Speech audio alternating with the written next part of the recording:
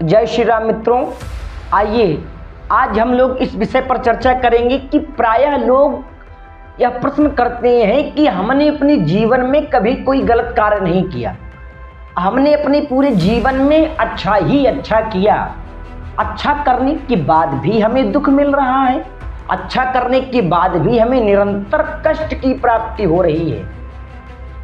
हम अच्छा कर रहे हैं, उसके बाद भी हमें दुख मिल रहा है, उसके बाद भी हमें कष्ट मिल रहा है।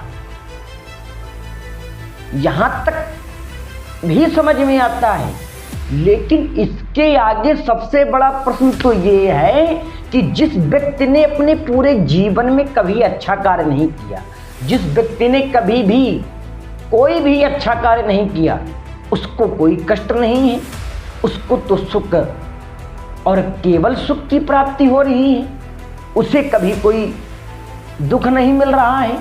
इसका कारण क्या है कि जो व्यक्ति अच्छे कर्म कर रहा है, अच्छा कार्य कर रहा है, उसको दुख मिल रहा है, और जो व्यक्ति गलत कार्य कर रहा है, अनैतिक कार्य कर रहा है, उसको सुख मिल रहा है।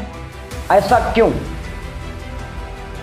समाज के अंदर एक बहुत बड़ी यह भ्रांति फैल चुकी है कि लोगों को ऐसा लगने लगा है कि अच्छा करने वालों के साथ बुरा ही होता है। परंतु ध्यान दीजिए, आज इसका मैं निराकरण कर दूं कि अगर आप सोच रहे हैं कि गलत करने पर हमें सुख की प्राप्ति हो रही है और अच्छा करने से हमें दुख की प्राप्ति हो रही है, तो ऐसा नहीं है। उसका कारण क्या है उसको समझिए। देखिए, जो हमें दुख मिल रहा है, जो हमें, देखिए हमारे कर्म 3 प्रकार के बताए गए, प्रारब्ध, संचित और क्रियमाण। जो हमें दुख मिल रहा है, ये दुख हमें उस कारण से मिल रहा है जो कर्म हमने पहले अनैतिक किए।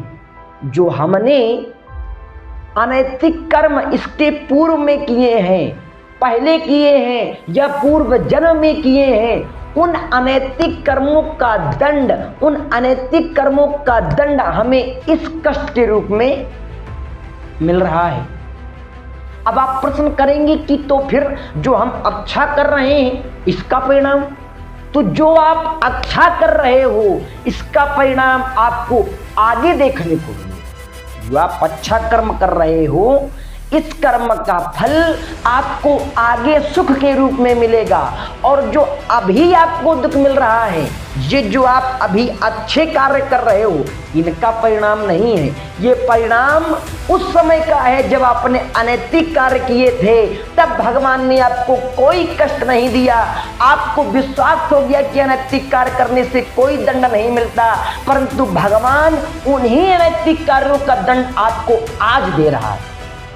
और आपको लग रहा है कि आज तो हम अच्छा कर रहे हैं फिर भी दुख मिल रहा है, और जब गलत कर रहे थे तब हमें सुख मिल रहा था ना। उसी गलत कृत्य का दंड आपको आज दुख के रूप में मिल रहा है। और विश्वास मानिए, जो कर्म आप आज कर रहे हैं, उन कर्मों का फल आगे आपको सुख के रूप में मिलेगा। एक बात।